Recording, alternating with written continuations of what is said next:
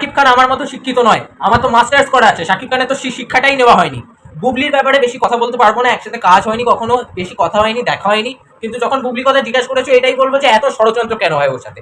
বুবলি মানেই ষড়যন্ত্র, সবসময় বলছে আমার সাথে ষড়যন্ত্র হচ্ছে, এই হচ্ছে এই হচ্ছে, মানে খুব জানতে ইচ্ছা করে যে এত ষড়যন্ত্র কেন হয় বুবলির সাথে। বিয়ে নিয়ে এখনো অব্দি তেমন কিছু ভাবিনি। দেখো জায়েদ খান বিয়ে করে দিলেই সব শেষ।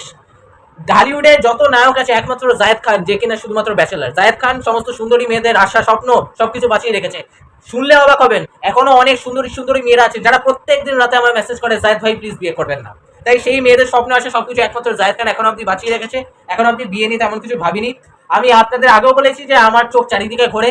যেদিন আমার চোখ সৌন্দর্য দেখে স্থির হবে, আমার মন স্থির হবে, আমার মাথায় একটু বুদ্ধি আসবে, মাথা একটু স্থির হবে, সেদিনকে আমি বিয়ে করবো। তার আগে আপনাদের জানিয়ে করবো যে জায়েদ খান বিয়ে করছে। আমি মনে করি বিয়েটা অনেক গুরুত্বপূর্ণ একটা কাজ, অনেক দায়িত্বের একটা কাজ। আমি চাই না যে আজ বিয়ে করলাম কাল আপনারা সংবাদ পেলেন যে জায়েদ খানের ডিভোর্স হয়ে গেছে। আমি সেটা চাই না। ছোটবেলা থেকে মা বাবা ফ্যামিলির কাছে এটাই শিখে এসেছি যে একটা মেয়ের সাথে সারাটা জীবন থাকা। তাই জন্য আমি সময় নিয়ে করবো, বিয়ে করার আগে আপনাদেরকে জানিয়ে করবো।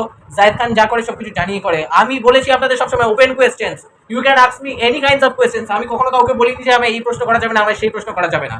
অনেকে আমায় জিজ্ঞাসা করে যে আমি ভালো ভালো জামা কাপড় পরি, সেগুলো খরচা আমি কোথা থেকে পাই। আমি কি গরিব বাড়ির ছেলে নাকি? আমার বাবা সরকারি চাকরি করতো, আমাদের যা জমি জায়গা আছে শুনলে অবাক হয়ে যাবেন। আমার পারিবারিক অবস্থা অনেক ভালো, ফাইন্যান্সিয়াল কন্ডিশন ভালো, আমায় আমার বাড়িতে টাকা দিতে হয় না।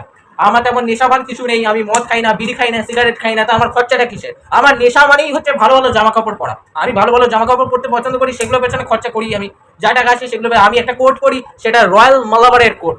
আমি যে ঘড়িটা পরি ঘড়িটাকে আমি রোলিং করি বারবার করে, রয়্যাল এক্সের ঘড়ি সেটা। কিছু কিছু মানুষ আছে যারা অন্যের ভালো দেখে হিংসা করে। আমরা করতে পারছি না, জায়েদ খান করছে, কেন করছে, কোথা থেকে টাকা আসছে, এগুলো দেখার কি তাদের দায়িত্ব? আমি যদি কোনো অবৈধভাবে টাকা রোজগার করে থাকি, আমি যদি কোনো অসৎ কাজ করে থাকি, সেটা দেখার জন্য ইনকাম ট্যাক্সের লোক আছে। ওরা কে দেখাচ্ছে সেটা? ওরা সেটা দেখার কে?